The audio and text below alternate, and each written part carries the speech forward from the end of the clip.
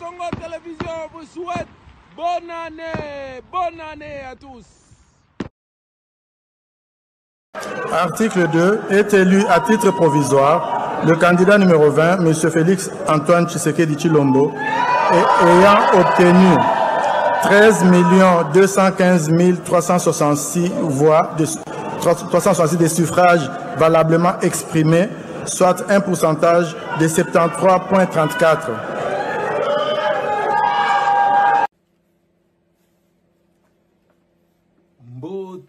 Mbote Nabino balandi ya Big Congo Télévision.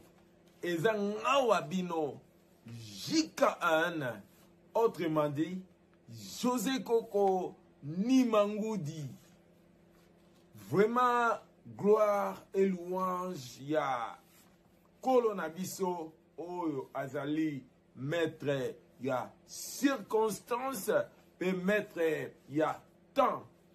Oya pesibiso grâce pote tokoma na mbula oyo ya 2024. Tutiki 2023. Donc, tokomi na 2024 grâce yankolo na biso. Donc, tout est grâce nenge tolobaka tangu nyonso biso ba chrétien, tout est grâce. To mérite yango te, mais grâce ya Yesu Masiya nde yango tozo jouir na présence na ye kat na biso, kat na ba famille na biso, kat na vie na biso. Yango tangu nyonso ndeko aux 8 ans yebaka ko reconnaître grâce au nkolo apesio. Pamba te boni mingi bazui grâce oyo te kokoma na 2024. Nesi na uta uzwa sango ndeko moko kaka na 2023 oyo vers 16h 15h ndeko anga kufi. Mais yozu grâce okomi na 2024 ndeko. Sosola kanisa malamu.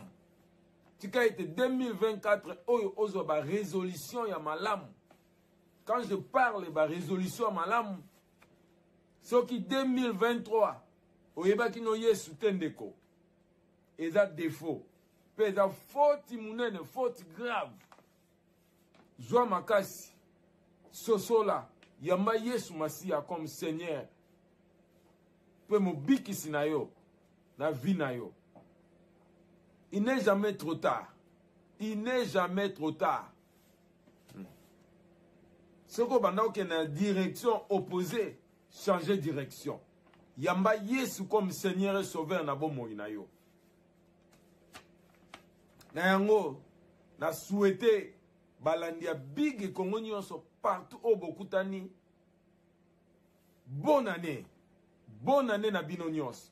Bonne année bandeko nanga nyonso. Bonne année baninga nanga nyonso. Bonne année. Lelo na yeli bino lisusu bino moko boyebi eloko nini oye elekaki na RDC le 20 décembre. Élection ezalaki wana en effet. Batu babanda kozela ba résultat. Bien que Seni abanda kolekisa ba résultat partiel pa tout oyo batu ba votaki. Et tomoni lisusu Senko oyo vraiment soki ba résultat eza ndenge ba observateur na bango ba yebisi bango te. Senko atelemaka pa sengaka peuple abima libanda. Mais soki totali sikoyo na ba élection nyonso eleka totali na 2006 batu bakufa kebele na 2006 likolo ba élection wana. Nazoyeba lisusu tozalaki na ndeko moko igota nzambe aleka kaka ndenge wana, aleka ndenge wana kaka akufa. Na 2011 batu bakufaki. Na 2016 tango bato bazaki na pouvoir na temps wana bayibaki susu mwa 2 ans susu likolo bato bakufaki toyebi ndeko na biso Armand Tungulu paix à son âme oyo azalaki combattant ndenge nini babomaki ye froidement babomaki ye tomoni lisusu Rossi akendaka ndenge wana Rossi akendaka ndenge wana tomoni Kapangala akendaka ndenge wana bapoliticien babosana ye mais soki totali ba élection depuis Félix Tshisekedi depuis akomi président ou bien ntango azalaki élu totala ndenge nini makambo ya koboma bato dimina ezalaka nakoloba kuta ezalaka pratiquement te naza na 10 minutes pour émission na nga ndenge na rappelaka bino eza 10 minutes avec JKN avant tokota totala liesi ya population ndenge nini basepeli na résultat oyo ya Félix Antoine Tshisekedi nazana mituna moko ezana mutuna nga nazoko mituna tango nyonso journal lelo journal dimanche oyo sikoyo tokomi déjà tokomi déjà na 2024 le 1er janvier 2024 mais avant de publier résultat tout temps on va publier résultat na banda qui vraiment commis tout na ba question soki penza victoire oyo Félix Antoine Tshisekedi ayibi yango koyiba est-ce que population ekosepela ndenge ezosepela tomoni bipai nyonso na Lubumbashi kutu eza fief ya Ziggy Lubumbashi eza fief ya Ziggy bokomona bino moko ndenge nini Lubumbashi population ezosepela Kinshasa ezalaki lelo dimanche inondé bato bazosepela makasi baélection oyo eleka na 2006 bato basepela te élection oyo eleka na 2011 bato basepela te ya chichi babotolaki nini na ye victoire na ye bato basepela te mais tala élection ya Fachi Béton même na 2018 bato basepelaki même misiko okutu bato basepeli ndenge makasi bino mo bokomona sikoyo soki oyo eza penza victoire à peuple te nini peuple asepela bo nga avant 2017 avant 2018 nazalaki muto ya mafa tant na moni mwana mboka passé tant na moni mwana mboka passé na lebi ça vaut le coup ya ko supporter mwana mboka depuis wana na koma kolanda Félix et tant mandat Félix ekosila soki susu mwana mboka passé soki aza mwana mboka solo ngai na kolanda ye mais boko mona bino moko Big Congo akotiela bino ambiance nini ezalaki na Kinshasa ambiance nini ezalaki na Lubumbashi ambiance nini ezalaki na ba place nyonso na etandi ya RDC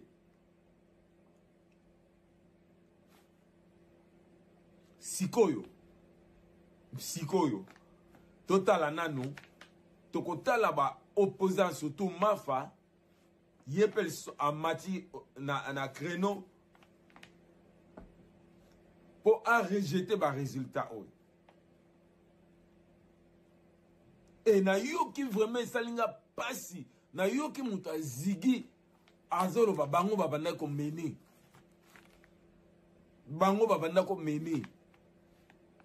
tango ba augmenter jour moko lisusu place wana nde Félix Tshisekedi aye koleka na fraude.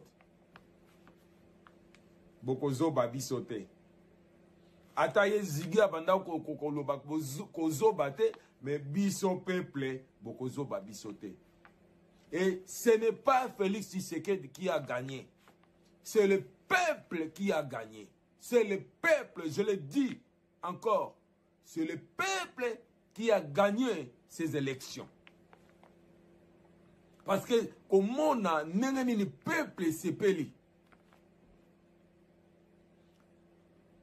L'émission nangé l'équipe mona ina tiaki makamnini o eleka kina mama yemo na ex mama yemo. Mona nengeni peuple zo sepela tango bakitala ba pesi bango accès batala mama yenimo nenge ekomi rebati. Peuple azali ne sengo makasi. Et na moni dans banzi bomona kina émission wito koleka 10 minutes avec JKN ou koleka précédemment. Bomoni nenge nini tata moko akoti na bureau azoganga Bamisu bazoganga ba bia koma kaka roi malgré les république.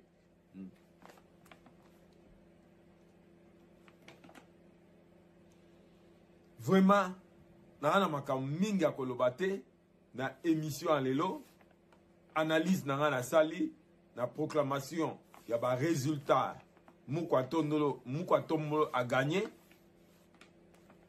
Félix Antoine Tshisekedi et la victoire na yote, et la victoire ya peuple, et la victoire à Bissonios. Et vraiment Nathalie sous image ya dongolo miso oyo nanga oyo alingasa la rébellion oyo sali rébellion likolo a carré minier baboto la kié, ça ne passera pas à kolekate oyo azosala ba fausse image oyo atie kaza na ruturo so kaza wapi etalié namoni ndeko na ye na Lubumbashi kuna pesaki mela alobi na ndeko na nanga azonga na raison. Voilà. Na suki boye bokolanda bino moko makamni ne lekaki tango wa proclamation ya résultat ndenge nini peuple asepelaki oyo victoire à peuple, victoire à Félix Antoine Tshisekedi. C'est le peuple qui a gagné. Bosso ezalaka tala ba Rossi ba leka ndenge wana ba Thérèse Kapangala ba leka ndenge wana bato beli bakufa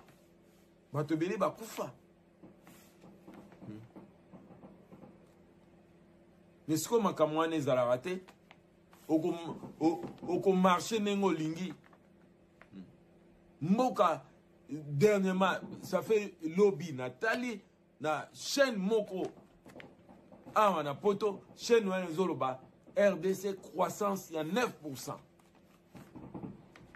Na Congo ezalaka te hein. Budget ezalaki na 4 milliards budget mati et malo na banzi tokoleka ba 20 milliards. Na mingi ya koloba te na sengi kaka na lobi na bino nyonso bonne année pai tout obokutani et neve benvino bonne année et neve à Homo bienvenue à Homo bonne année pai ozali na Switzerland na Berne Adam bonne année bébé bonne année moi c'est Adam pour Japon na bonne année pasteur Jean-Claude Mvomba bonne année pasteur Job bonne année pasteur Nzouzi bonne année bino nyonso pai bozali pasteur Eduardo Kiakwana bonne année pasteur Nathalie Kiakwana bonne année le colonel Fedil Mwenando bonne année Et puis Jacques Inter, bonne année par Ozali. Bonne année sous Pagui qui est dit pas Ozali na Birmingham. Bonne année. Na pesi bana na nyonso pa bazali. Bonne année na bino nyonso. Bino mo boyebi. Na pesi maman na ngai, maman Ndundo. Bonne année na yo. Na pesi Peko. Bonne année. Bino nyonso. Bonne année baleki na ngai. Bonne année. Le général Thierry Mbala. Bonne année. Maya, Gisèle. Bonne année Gisèle Mbala. Vicky Mbala, bonne année. Serge Mbala, bonne année. Deveni Mbala, bonne année. Bino nyonso, bonne année. Pesi sous oncle nanga Adolphe Pazali, bonne année na Luanda. La pesi lisusu oncle nanga Kams Pazan en France, bonne année, bonne année. La pesi lisusu bonne année. Na oncle nanga Steve Mabasa pa Ozali, bonne année na yope. Na bandi na Suki Boye, na Tiki Binobolanda, lies nin o ezalaki lelo, na capitale, neni batu ba sepelaki, ranji, ce qu'on après, balancer biso, image, ya lies, ya population, neni ni, bazo sepela. La pesi baki, na bosanyote, baki l'homme zwa bonne année na yo, Boula, zwa bonne année na yo, Alain Boula, zwa bonne année, la pesi lisusu, Kamba Dadua, bonne année na femme na yo, Fanny, bonne année na bino nyonso, bozala malam, pay oyo, message oyo ekutani, bozala malam, bo passe ba fête malam.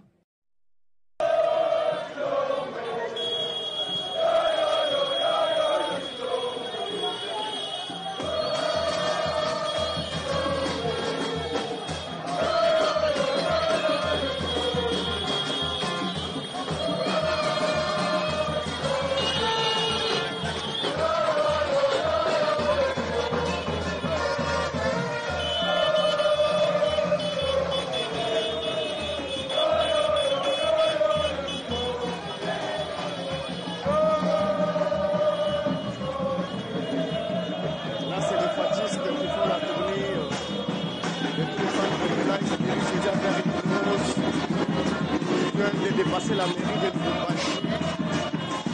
Là, ils sont en train de se diriger vers des parquets pour atteindre Hypnose et faire l'air tourner en chantant avec des instruments et tout.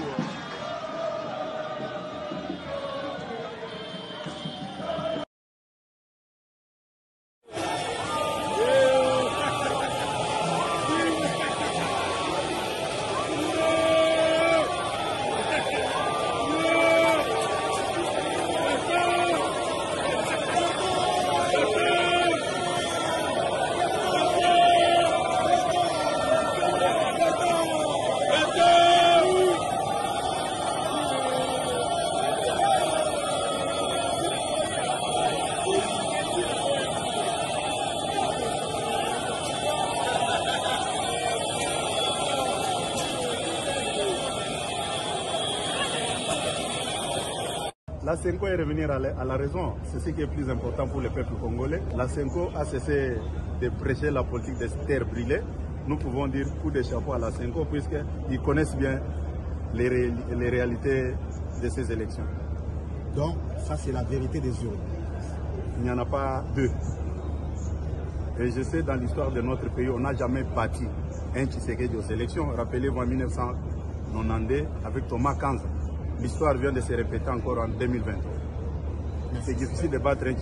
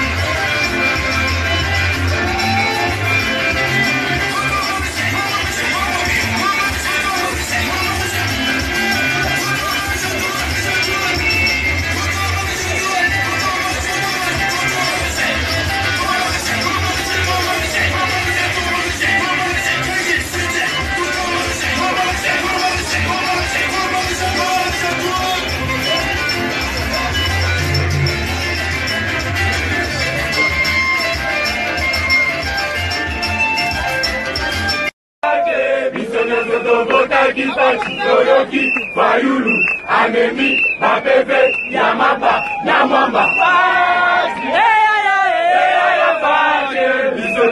Vota Kipachi, numéro 20.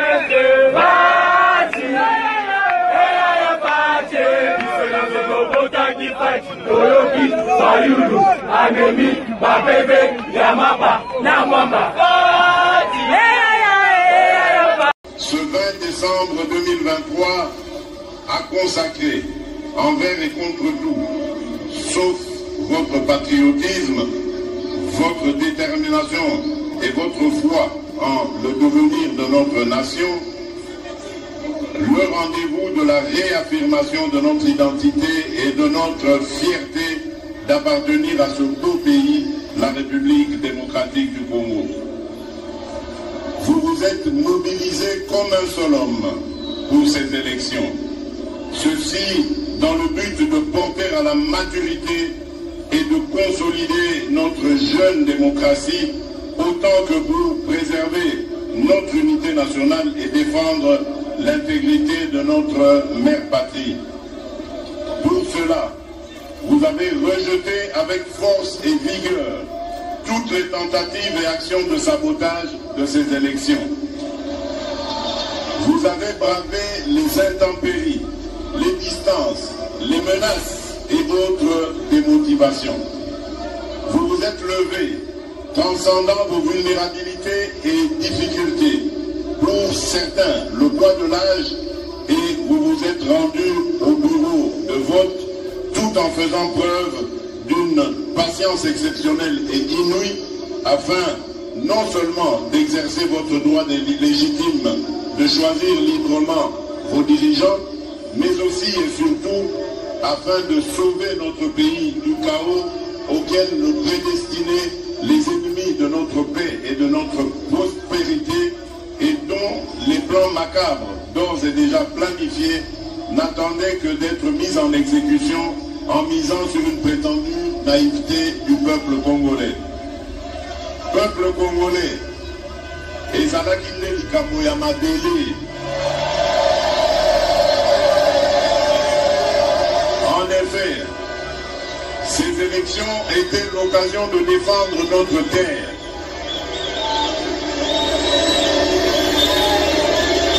Peuple congolais, ezalaki likambo ya madele.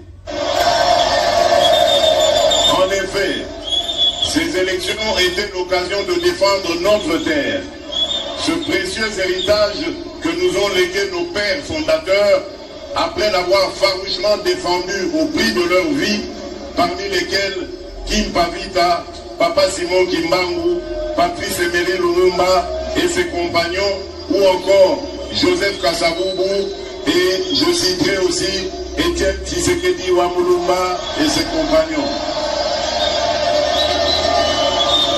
Ces hommages, cher peuple congolais, je vous les rends également, car votre réponse sans appel, dont le fondement repose sur le lien sacré que vous avez avec la terre de nos ancêtres, a surpris tout le monde. Et aujourd'hui, plus que jamais, vous avez démontré à la face de ce monde que vous êtes un peuple clairvoyant, un peuple grand, un peuple fort, un peuple respectable. Mes très chers compatriotes, cette victoire est la vôtre. C'est la victoire de la solidarité et de l'unité du peuple dans ce qu'il a de commun et dans sa plus grande diversité. C'est la victoire de la solidarité des Congolais de l'Ouest, du Centre, du Nord, du Sud et de l'Est de la République démocratique du Congo, tout autant que ceux de notre diaspora. Cette victoire, c'est aussi celle de la confiance que vous avez renouvelée à ma modeste personne en m'accordant sans équivoque et avec la plus forte expression ce deuxième mandat que j'ai sollicité auprès de vous, souverain primaire, après qu'une vingtaine d'autres prétendants à la magistrature suprême et à qui je tire ma révérence sollicitait également vos suffrages.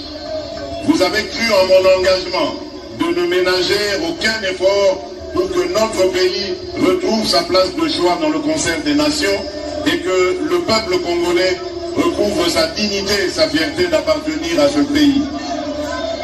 Vous avez cru en mon combat contre les inégalités qui ont longtemps caractérisé notre société, dont les politiques publiques étaient jusqu'à peu moins tournées vers le Congo profond et plus concentrées sur les centres urbains.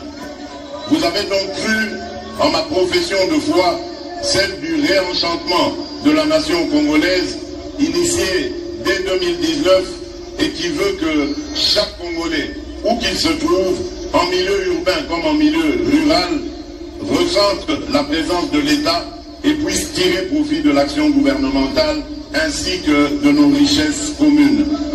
Enfin, vous avez adhéré à ma vision et au projet de société vous présentez dès l'entame de campagne qui s'articule autour des 6 engagements majeurs et de 3 initiatives présidentielles prioritaires. Peuple congolais, mes très chers compatriotes, je voudrais vous rassurer que ce deuxième mandat que vous venez de m'accorder sera dédié à plus d'actions pour la matérialisation de ces engagements et à l'éclosion de ces initiatives avec comme leitmotiv de ne jamais trahir le Congo, d'aimer notre Congo et l'empressement de le voir se transformer grâce au travail de chaque Congolaise et de chaque Congolais. Je ne ménagerai aucun effort et rien de ce qui est dans mon pouvoir pour plus d'emplois au profit des Congolaises et des Congolais, plus de pouvoir d'achat, plus de sécurité pour une économie plus diversifiée et plus compétitive, plus d'accès aux services de base, ainsi que pour des services publics plus efficaces à tous les niveaux et sur toute l'étendue du territoire national. Le programme de développement local des 145 territoires va se poursuivre à un rythme beaucoup plus soutenu. Il en est de même de la gratuité de l'enseignement primaire et de la couverture santé universelle, dont le bel élan déjà amorcé ne saurait être brisé. Nos milieux